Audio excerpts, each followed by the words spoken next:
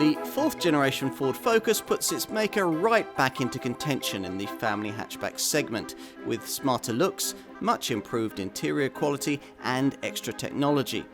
There's also greater efficiency beneath the bonnet from a completely rejuvenated range of engines and what Ford claims to be class-leading levels of safety. The best part though is that this car still remains as rewarding to drive as it's always been. The Focus might have grown up, but it certainly hasn't lost its spark. This fourth generation Focus, like its predecessors, has a reputation as a family hatchback with the ability to entertain at the wheel. And if you enjoy your driving, that's something you'll appreciate pretty early on, the first time you try one. 20 years ago, the original version of this model achieved much the same thing by standardising advanced multi-link rear suspension across its model lineup.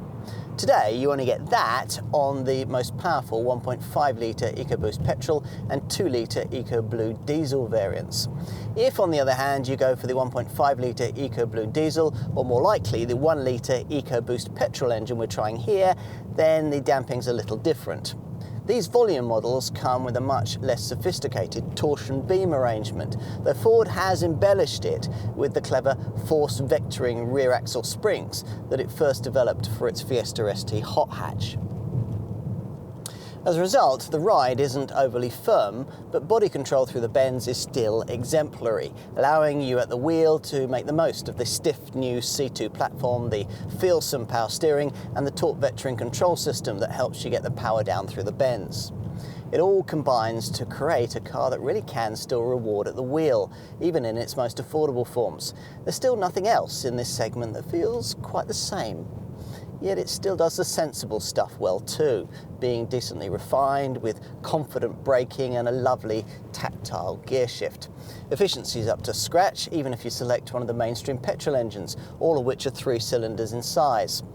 Most tend to go for the 1 litre unit we're trying here, offered with either 85, 100 or 125 PS. The latter option, which is what I'm driving now, manages 58.9 miles to the gallon on the combined cycle and 108 grams per kilometre of CO2. That's providing you select the most frugal of the 3 provided standard driving modes. Eco, normal and sport settings are also available. The quicker power plants can be ordered with the option of Ford's latest 8-speed auto gearbox, which adapts to your driving style. Here's a car that's grown up, matured in almost every way.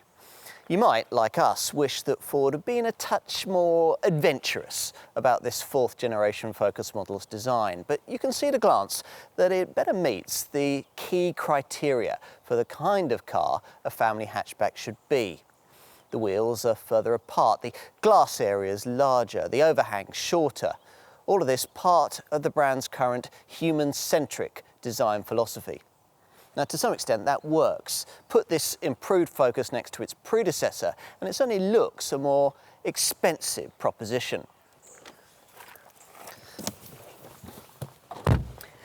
Let's take a seat up front, where Ford hopes you'll find the ambience of this fourth generation model much more inviting.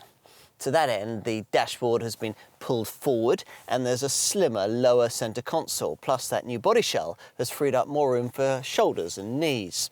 As a result, you no longer feel quite so hemmed in at the wheel. But by the same token, there's also slightly less of the cockpit-style positioning that we rather liked before.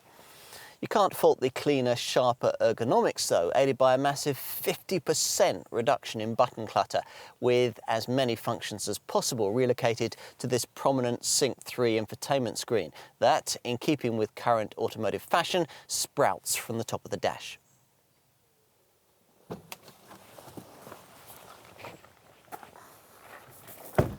All of which is interesting, but perhaps not quite so fundamentally significant as the changes which have taken place further back in this fourth generation model. The space on offer here certainly doesn't redefine what the family hatchback segment can offer, but it does at least now typify it. In a Focus, backseat folk are at last now treated much as they would be in a rival Golf, thanks to 56mm more knee clearance, 78mm more legroom and 60mm more shoulder room.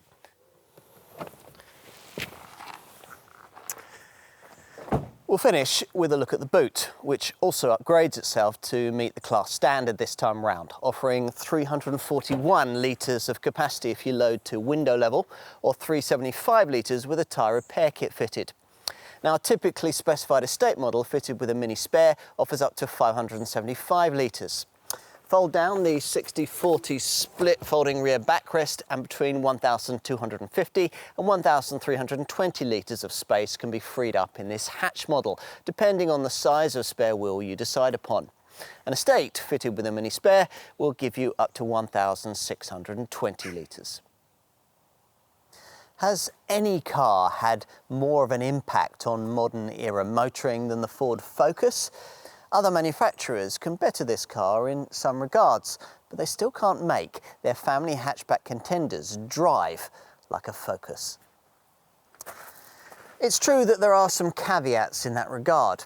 The lower powered models with their more basic torsion beam suspension setup don't have quite as fluid a feel as those further up the range that feature the control blade multi-link rear damping system. Even in its most basic form though, this Focus remains an entertainer at heart, a car you'll feel at one with thanks to its progressive body control and steering precision. As a result, it's still a default pick amongst family hatchbacks if you like your driving. But not everyone does.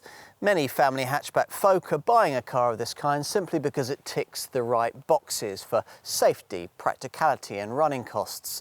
And I've a suspicion that it's these people who'll have their perceptions most changed by this much improved Mark IV model.